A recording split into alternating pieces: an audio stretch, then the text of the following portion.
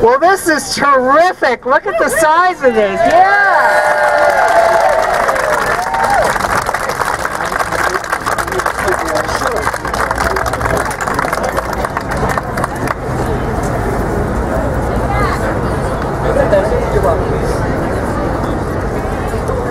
I wonder if we should put the, you know what? Fill up the steps! Put the speed. I think you're being paid. If it's in front of the mic, you don't want to get in the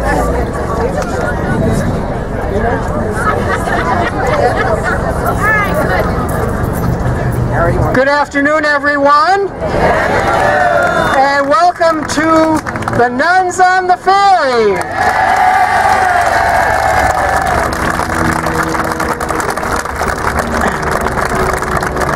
My name is Mark Hannay. I'm director of the Metro New York Healthcare for All campaign. We're a citywide coalition of community groups, labor unions, professional associations, and faith congregations who believe that healthcare is a human right for all New Yorkers and all in America. We're very proud and delighted to be welcoming the Nuns on the Bus movement to New York City today in our own special way that only New Yorkers can do, on Nuns on the Ferry.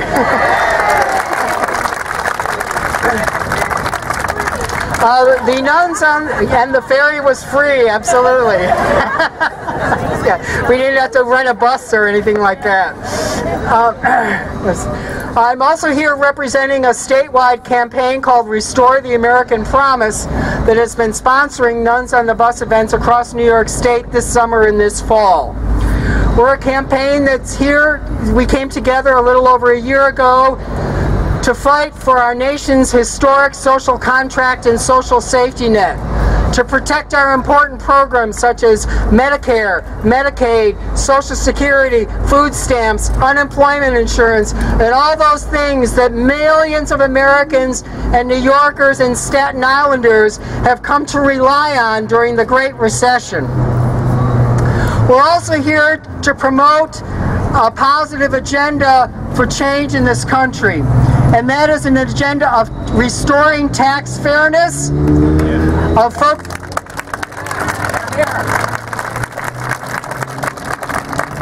of focusing on jobs,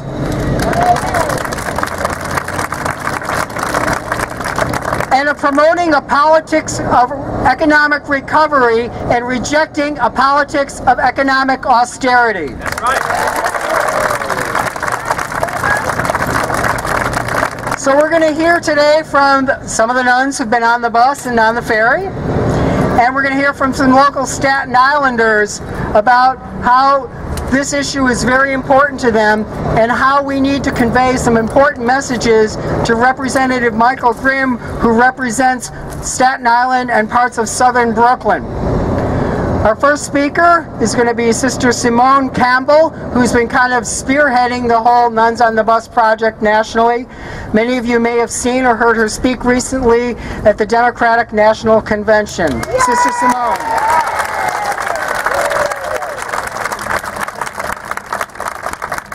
Thank you so much. What a great way to have my first visit to Staten Island on such a glorious day. It is with joy that we come together, but it's also with grave concern. Concern for our nation and for the choices that are being made. We went on the bus as Catholic sisters to speak out against the Ryan budget. Our U.S. Conference of Catholic Bishops had said that the Ryan budget did not pass the basic moral test because it hurts people at the margins of our society. And therefore we stand with our bishops to speak out against this budget. The budget has been endorsed by Governor Romney and been passed by the House of Representatives. It is the wrong way forward. What the Ryan budget does is it shifts more money to the very top by giving them additional tax breaks. That's wrong. That's the wrong way forward. And it does that by stripping social services for those at the margins of our society. That does not form a more perfect union. And we know that, Congressman Ryan says, well, he gives more money to those who make jobs. But we also know the definition of insanity. It's when you keep doing the same thing over and over and expect a different result. Well, the fact is, if we're serious about supporting our economy, we want to shift money to where there's pent-up demand. And that's with those who are struggling at the bottom, those working for minimum wage, those working who are unable to keep both a roof over their heads and food on their family table. That's what we care about. And so, I have to hop on the ferry really fast. I'll be really quick. There's Nuns on the Bus, the story on our website at networklobby.org. But there's also the Faithful Budget. The Faithful Budget is the way forward. The Christian, Jewish, and Muslim community came together in D.C. and we put together an alternative. And all right, choir, are you ready for this? The way to go forward is this: reasonable revenue for responsible programs. All right, little weak, one more time. Reasonable revenue for responsible programs. That's the way forward. Thank you, Staten Island. I'm sure you're going to see the light. It's the way forward. Thank you. Thank you, Sister Campbell. She has to get back to Manhattan to do some media interviews, so we're going to hear from some of the other nuns on the bus. First, I want to welcome a new New Yorker who's helping to lead this effort here in New York, Sister Mary Ellen Lacey. Hello again. This feels so weird, having my back to you. I'm sorry. I was asked to speak a little bit today about more of the programs and the beautiful things that we saw along the roads when we traveled on the Nuns on the Bus. And we traveled through many states, 2,700 miles, as Simone said.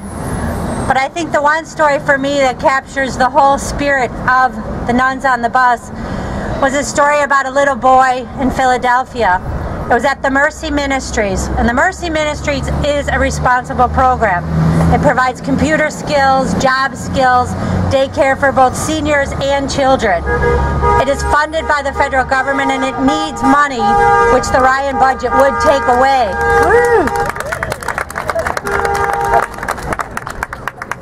We were visiting this program. That's all right, everyone's on the bus.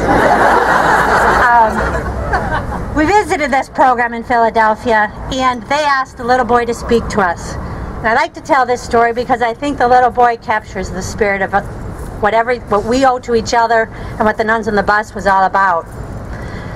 Miguel was 5 years old, or second grader, whatever age that is. But he was a little short little boy with some wire-rimmed glasses, and when his turn to talk, he just took the microphone, proud as can be. And he walked around to the podium, he looked at us, and he said, "My name is Miguel, and I am a shining star." He said that he had learned in this program that his job was to light the way for everyone else along the journey. So he decided that he would be a shining star. I think that this program shows us a lot, and this young man shows us a lot. This program allowed this boy to reach his potential at a young age. Obviously it's not his permanent potential, but he was potentiating himself as he went along the road because of this responsible program. Not only was he doing that, he was owning his responsibility to his fellow man. He knew he was to light the way for other people along the journey. And that's what we're called to do. And the Ryan budget dims the light for everybody else who requires these federal programs, these regional programs that allow people to step out of the depths of poverty. The Ryan budget is not a moral budget, and we ask that everybody vote when you come out in November, and vote with your heart and take care of each other and vote responsibly, and remember we belong to each other.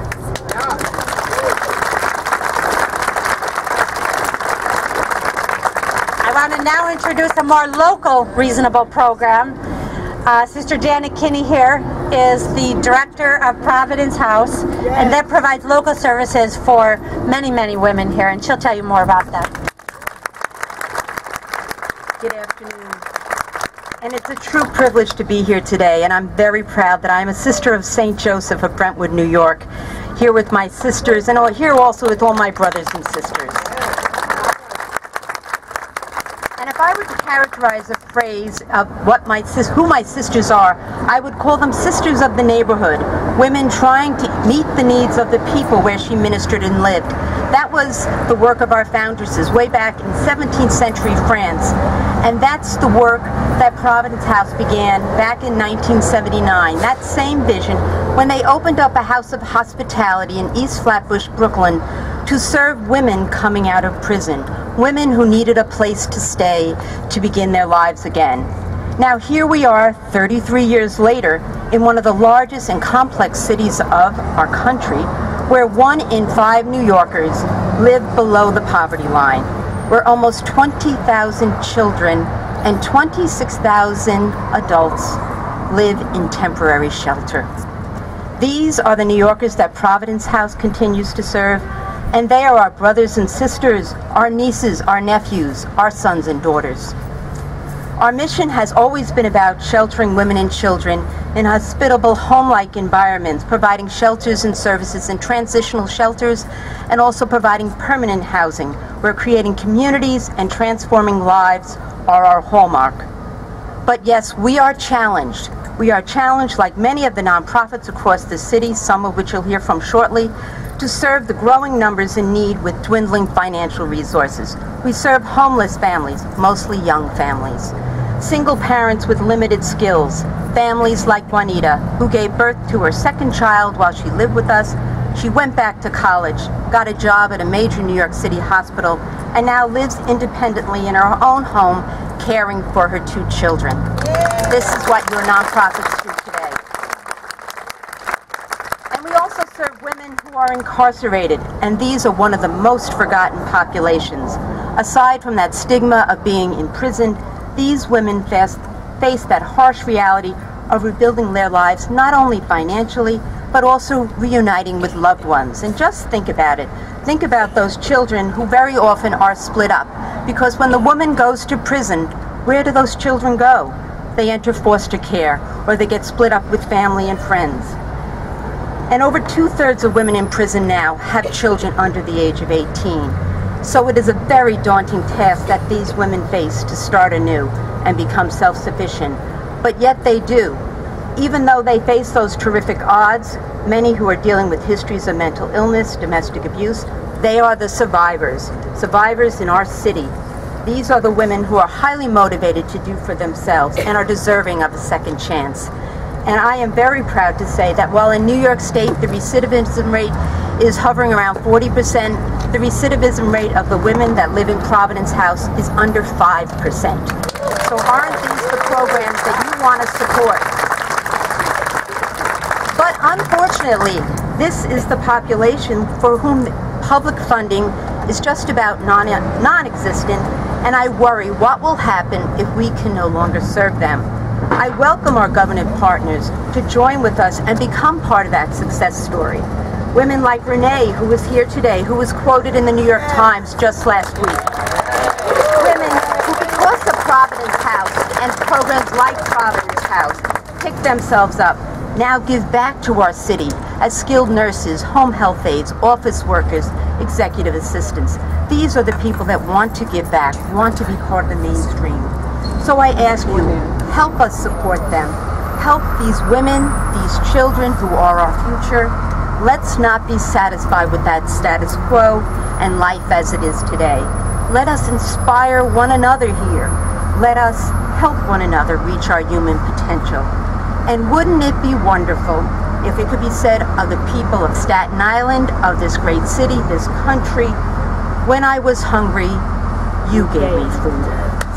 I was thirsty, and you gave me drink. A stranger, you welcomed me. Naked, you clothed me. Ill, You visited me. In prison, You visited me. Yes, it can be. We can encourage one another to be that voice for the voiceless, to make your vote count. And I told the others on the other side, this morning I got a beautiful letter from a family in California, the Kennedys, who read the New York Times last week, and this is what they say to all of us. I'm sure there are days that test your souls. Hold still when that comes until you can shift to a smile. realizing the glory and good fortune you have to be alive and doing good things. So let's be about those good things and be there. Thank you.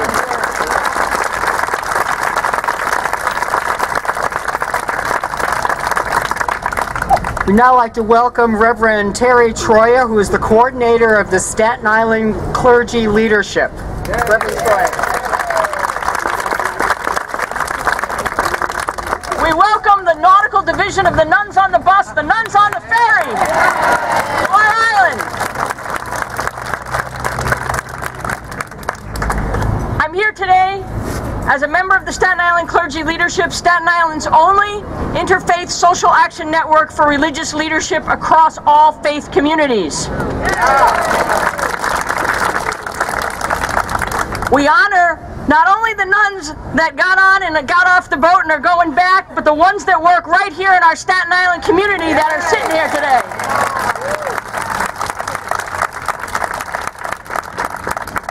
I'm here because I was educated by nuns for 13 years. And then educated by priests for another 5 years. And I'm still here today. I'm here today as a Protestant pastor to tell you that we support the U.S. bishops and the women who carry the cause of the gospel. And to say that we will be judged by the guy that's really in charge, or the girl, the lady that's really in charge,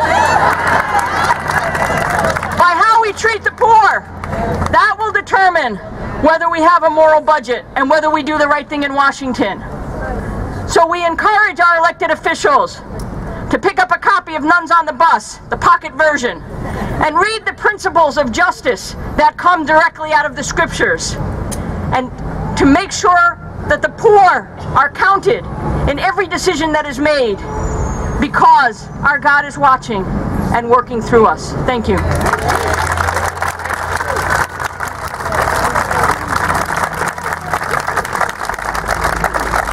Thank you, Reverend Troy, and I just want to take a moment to acknowledge my own personal background. I'm the son of a Methodist minister.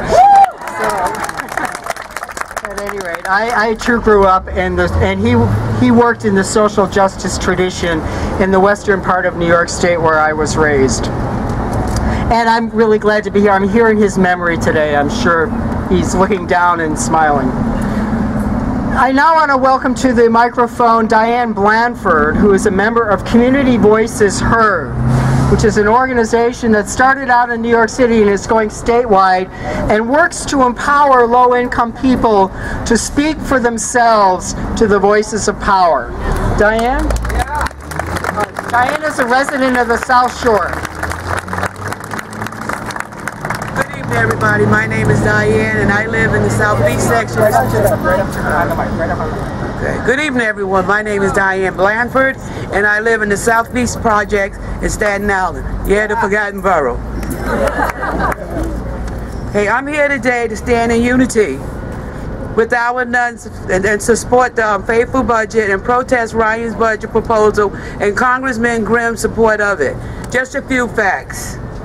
I'm talking about a WEP program, work experience program. The meaning of WEP is modern day slavery. The city just started to require WEP people receiving food stamps to work. More than 1,500 people do WEP in every day. Okay, it was more, it's 1,500 now because we saved 300 of them with the Parks Opportunity Program. Okay, CVH wants to destroy the WEP program totally and gets transitional jobs for people to work and get a union paid benefits and can do stuff for themselves. Yes. Okay. A few more little talks is that there are over 3,021,000 folks on the TAP program, which is temporary assistance to needed families, with kids of the U.S. Department of the U.S. Department of Health and Services. Sorry for that.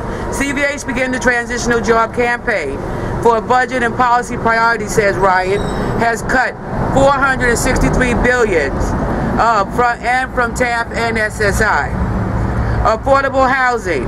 Over 8,000 night workers are laid off, making it hard for us to get repairs done in our projects, maybe 2 years, maybe longer. But they found over $2 billion in their budget, which was a layaway plan. Since 1995, over 200,000 affordable apartments have been destroyed and replaced with 1 or 2 family homes. Okay, now that they've done this, the families can either go to shelters, live homeless, or live with their families. This is something that we don't want. People are losing their jobs, education, everything. Put it this way, after the banks got bailed out, they got richer and richer. But Main Street sold us out, the poor people. People like teachers, transit workers, union jobs. You name it, they're doing it through the program. Community centers for children to hang out at, to work and do something. They can no longer do this because there's no money in the so-called budget to produce these problems, that solve these problems. Sorry, I'm a little nervous, but I apologize for that. Anyway, what I'm trying to say here is Staten Island is like the forgotten borough. Everything's been done over the water and not brought back here. But I stand strong to represent Staten Island, me and a few other ones that are out there. And what I want to say right now, I'm almost finished. Okay. Okay. And it will take the power of the people to get this change to come. It is great today to have representation from so many different groups, all working together for something so important. Ryan's budget proposal and Congressman Grimm's support of it is a form of inequality and injustice. What I'm trying to say, not so many words, because Medicaid is being cut, Medicare is being cut, Social Security is being cut. They don't care if you're disabled on Social Security, they still require you to do some kind of work because you receive food stamps. All right, this is what it's all about. You have children in the ACS system, not because the mother was a bad mother or the father was a bad father, for the simple fact they could not put them in the shelters with them because a lot of shelter does not allow children. So now you got the families all being broken up, all because of a budget that is not for us, but should be for us, because we the people, by the people, for the people, should be able to have something to say about the way the government is.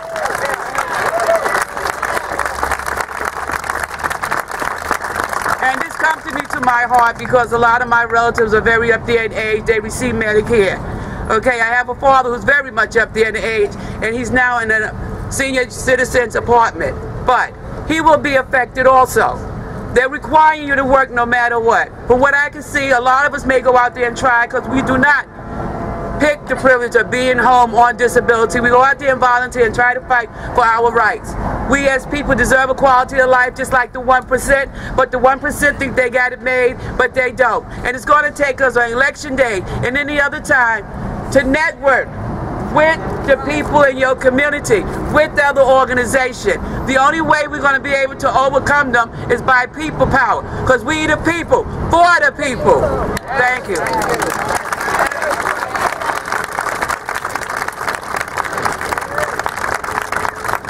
So unfortunately, Representative Grimm voted twice for the Ryan budget, last year and this year, and he's voted over 30 times to repeal the Affordable Care Act. Under the Ryan budget, if it were enacted, the Medicare program that our senior citizens and people with disabilities rely on would be turned over to the insurance industry. The Medicaid program, the money that comes to New York, would be capped. And New York taxpayers and families with people who rely on Medicaid, such as many senior citizens and people with disabilities who need long-term care services, they're left on their own. So the question that we want to put to Representative Grimm is, whose side are you on? Are we all in this together? Yes. Or are we going to have a society where you're on your own? No. So there's a delegation that's going to be going with the sisters down to visit Representative Grimm in a little bit, his office in New Dorp. If people would like to come along, you're welcome. I don't know how much some of us may end up staying outside while a smaller group goes inside. But to show us the moral support for people, they're going to be talking to Representative Grimm about the Ryan budget and the alternative that they've developed through the Faithful Budget campaign of the Faithful Budget that Sister Simone talked about. So at this point, are there any questions from the media for any of the speakers? Congressman Grimm's office said that he had offered to meet with representatives of a group in Brooklyn today where he apparently has a lot of events. He says that he refused. Any comment on that? Anyone know anything about that? Somebody want to take that? I know nothing about it. Okay, I did the arrangements on that. What is the question? The question was that apparently Representative Grimm said that he was willing to meet with us on the Brooklyn side and that we refused. I was the one who made the arrangements with his staff. I talked to someone on his staff early last week, and we were trying to work something out. She was supposed to get back to me on Thursday or Friday. She didn't. I finally was able to talk to her actually while we were at the press conference on the other side, and she said that that he is on the Brooklyn side. He would be willing to meet with us on the Brooklyn side at 2 o'clock, but we already had the arrangement to be on this side, and that did not seem that it could work. He wants you to swim. So I don't think it was a matter of we refused. It was a matter of it just wasn't going to work time-wise. So if I can reach her again, I would see where we could. She didn't say where we could meet him, so I might try to reach her again and see if we can do something about that. So they'll be meeting with a member of his staff. Any other questions from the media? Okay, well, thank you everybody for coming. For those of you not familiar with how to get down to